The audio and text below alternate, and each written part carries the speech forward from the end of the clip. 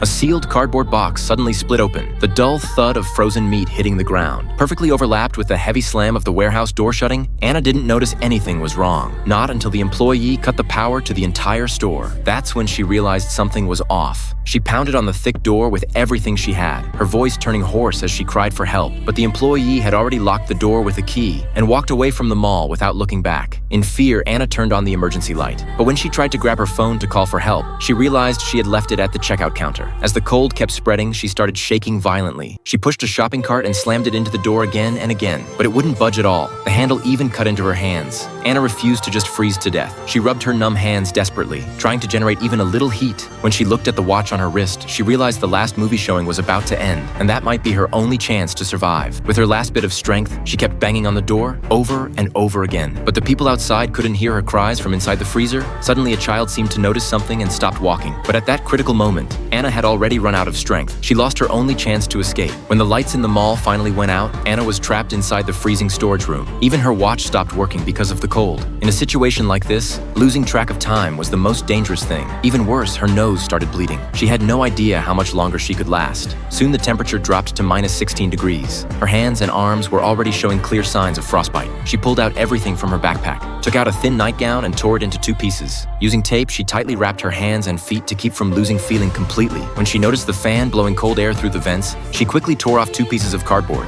carefully standing on her toes to cover the vent, then secured them firmly with tape. Just as she moved to block the second vent, the first piece of cardboard was blown off by the cold air. She tried to stick it back but slipped and slammed hard onto the ground. Then the metal shelf beside her lost balance and crashed down. Anna instinctively tried to dodge, but the edge still struck her ankle. The intense pain almost took her voice away. She curled up on the ground, crying. Enduring the pain, she tore off the tape around her foot and saw her left foot swollen red and dislocated. She clenched her teeth and made a decision, slowly wedging her injured foot between 2 layers of the shelf. She took a deep breath, preparing for a desperate attempt.